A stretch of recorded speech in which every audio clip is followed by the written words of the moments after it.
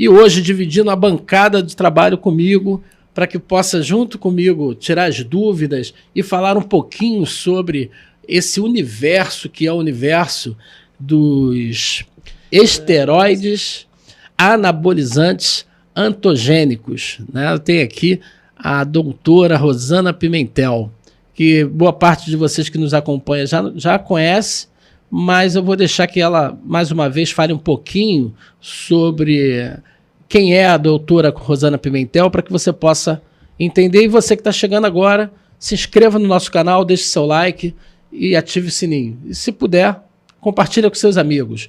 Esse like aí, ele é combinado. Se chegar no final você achar que não valeu a pena, tu pode retirar o like e levar ele de volta. Mas eu tenho certeza que nós trazemos hoje muita informação para você. Com a palavra, Rosana Pimentel.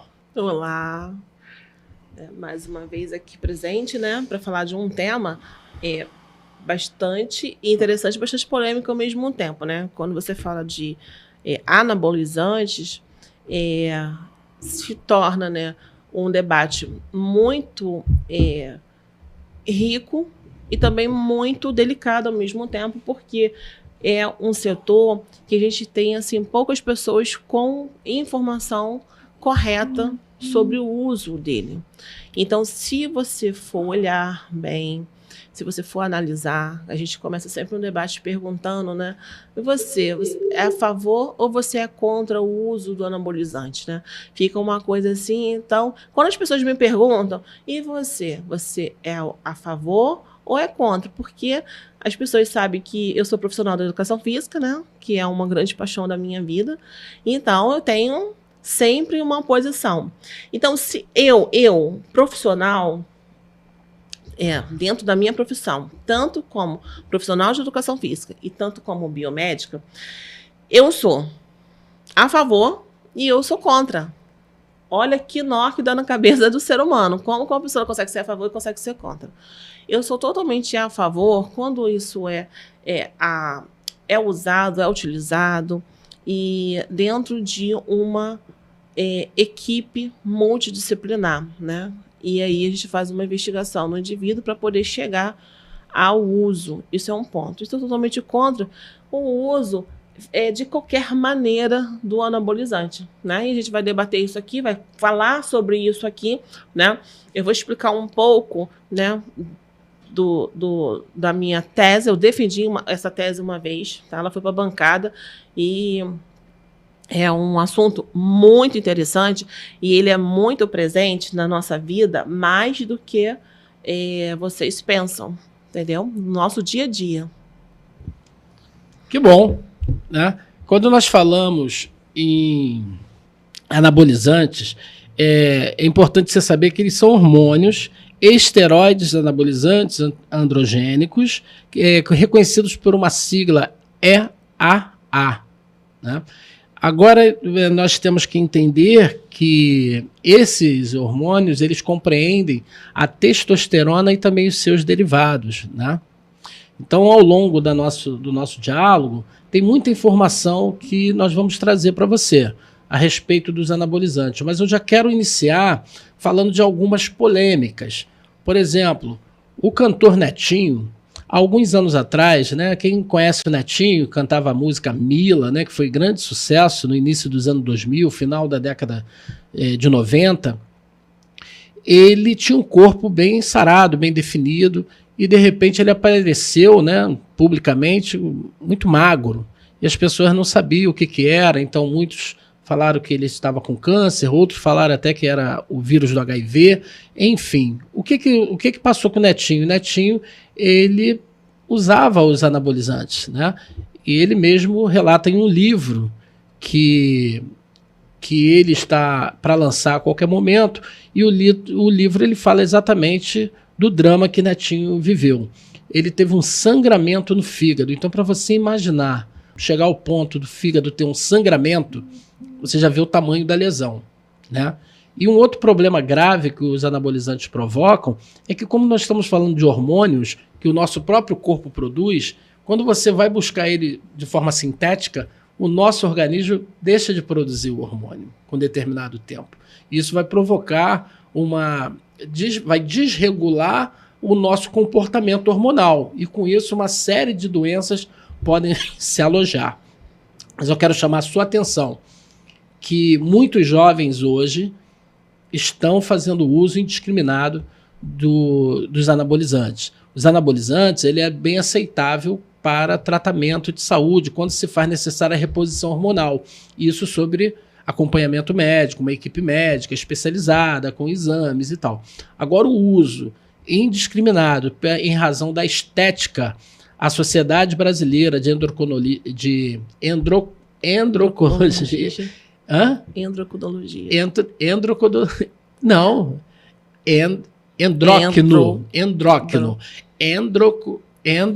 Endocrinologia, pô. Travou, viu? Endocrinologia. E bioquímica, eles já dizem que é contra o uso na estética. E, ao mesmo tempo, o Conselho Federal de Medicina proibiu todos os médicos do Brasil de prescrever esse tipo de medicação para fins estéticos. Rosana Pimentel, a bola está com você. O que acontece? Para falar do anabolizante, tem que saber o que é, né? Ele surgiu por quê? Né? Se ele existe, é porque teve ali estudos científicos, profissionais qualificados, né, cientistas, para chegar ao uso dele. Né? Se ele existe, se ele está na farmácia, é porque ele tem um benefício à saúde. Então, as pessoas, elas pegam um ponto e falam assim, isso é feio, mas é feio por quê? Quando você pega qualquer setor da área da saúde, seja qualquer setor. Quando eu falo de saúde, eu falo de atividade física. Se eu tenho uma atividade física exagerada, ela vai trazer malefícios à saúde. Então, isso é um ponto. Então, vamos entender primeiro quem é o tal do anabolizante. Como que ele surgiu? Na Segunda Guerra Mundial. Olha como que ele veio. Então, ele vem nesse guincho de performance do indivíduo. Como a gente começou nessa época também a ver que os arremessos e os lançamentos com um treinamento se davam um resultado maior. Então, os soldados que mais tinham arremesso, que mais tinham força treinando, se chegava a isso.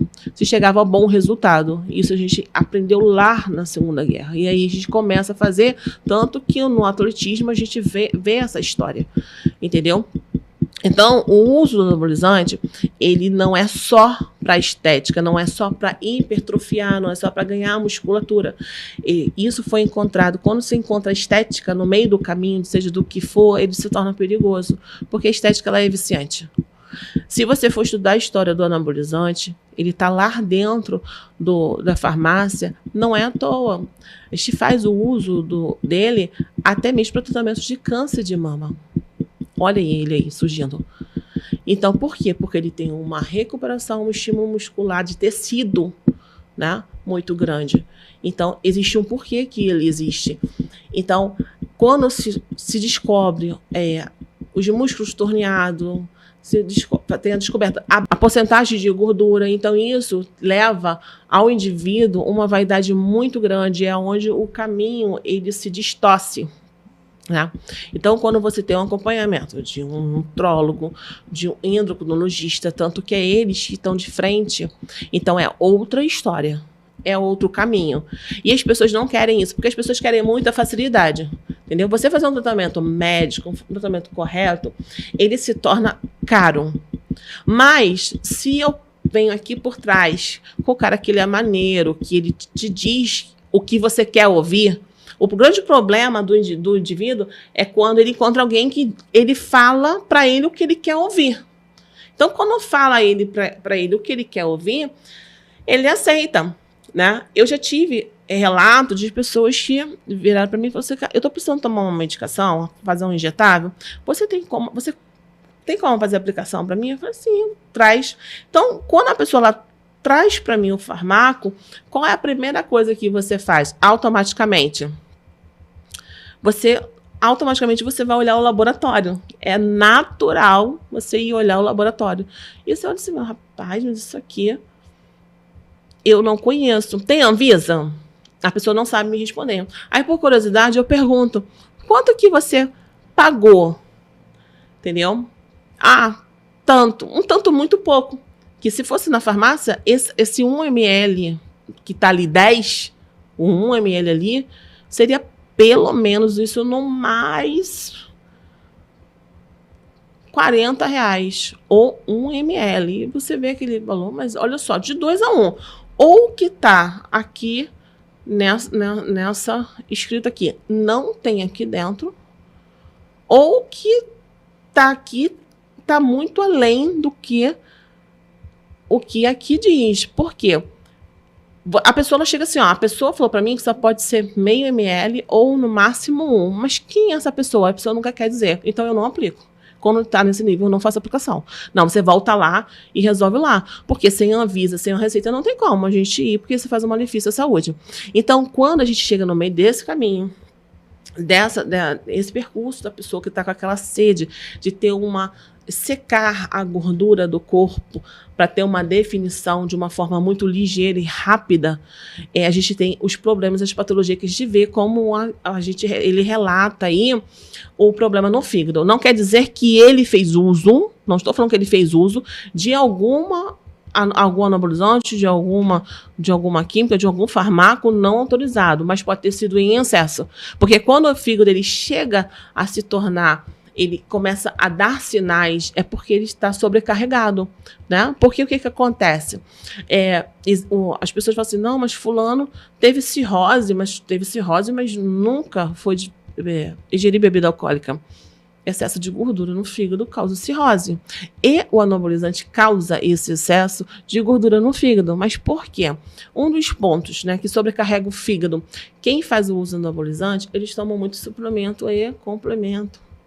Que é um outro ponto muito polêmico e muito perigoso. Porque se você está tomando um suplemento e não precisa suprir, o nome já diz, você está sobrecarregando o seu organismo e, consequentemente, o seu fígado. Se você está completando o que não precisa completar, é diferente, suprir e completar. Você também está sobrecarregando. Então, eu tenho uma sobrecarga tanto do meu fígado quanto do meu sistema renal. Olha o que eu estou fazendo.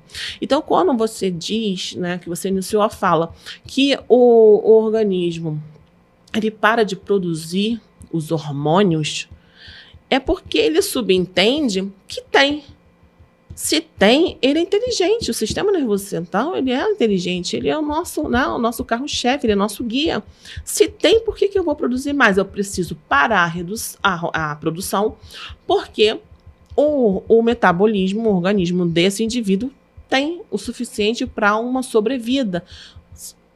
As funções dos órgãos vitais não vão ser afetadas. Ele só não entende que essa carga que tem não é produzida pelo corpo, é injetado.